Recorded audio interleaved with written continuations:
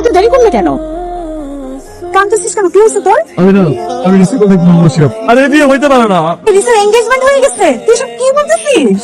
নতুন লাগতেছে। রিসাকে ভালোবাসি। আপনার চোখের সামনেই আমার মেয়ের বিয়ে এনগেজমেন্ট হলো। ফ্যামিলি ব্যাকগ্রাউন্ড অনেক ভালো। আমার হবু মেয়ের জামাইয়ের পাশে আপনার ছেলে কি যোগ্যতা আছে বলেন তো দাঁড়ানোর? প্রতিবেশী মানে তো এই নয় যে আপনি আমার এত বড় একটা ক্ষতির প্ল্যান করবেন। একটা বেকার ভবঘুরের ছেলে আমি কিনা তার হাতে আমার মেয়েকে তুলে দেবো? আপনি ভাবলেন কি করে? আমি আসলে এরকম ভাবে এত কিছু ভাবিনি। আমি মনে করেছিলাম আপনাদের সাথে আমাদের এত ভালো একটা সম্পর্ক, আমার রাতুল রিসাকে ভালোবাসে এই কথাটা শুনে হয়তো আপনাদের ভালোই লাগবে, আপনারা খুশি হবেন।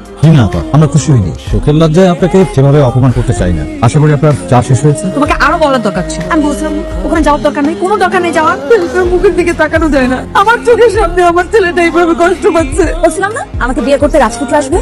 আসছে কিন্তু ছেলে আমেরিকায় থাকে, প্রচুর টাকাওয়ালা। সেটাই, রাজপুত্র। তুমি কি খুশি হো না? না, আমি অনেক খুশি হয়েছি। খুশিতে বাসায় যে মিষ্টিগুলো পাঠিয়েছিস, পরদিন মিষ্টি আমি একাই খেয়ে ফেলছি। খুব ভালো করেছো। তুমি ঘরে বসে কি করছো? আমার শপিং দেখতেও আসলে না। শপিংটা কি আছে? তুমি তো পছন্দ করেই কিনেছো, তুমি সুন্দর, যা পড়বে তাতেই ভালো। কি হয়েছে জেরিনাপুর? তোমার ভাইয়ের সাথে ঝগড়া হচ্ছে? আচ্ছা আন্টি আর জেরিনাপুর কি হচ্ছে বলো তো? উনি আমার সাথে কথাই বলতে যাচ্ছে না। তো ভালো জায়গায় বিয়ে হচ্ছে না, এটা তাদের সহ্য হচ্ছে না। উনি এসেছেন ওনার বেকার ছেলে দিল তোর বিয়ের প্রস্তাব নিয়ে। ওনার ছেলে নাকি তোকে ভালোবাসে। হ্যাঁ সুমিক, না হলে একটু ভিডিও কল দিবা প্লিজ, ওকে খুব দেখতে ইচ্ছে করছে। আমার সঙ্গে তো বাইরের একটা লোক আছে। তুমি না বাসায়? বাইরের লোক কোত্থেকে এলো? রোস্টের মুরগির যে লোকটা দিবে সে আসলে বাসায় এসেছে। আমি কিন্তু ওয়েট করতেছি।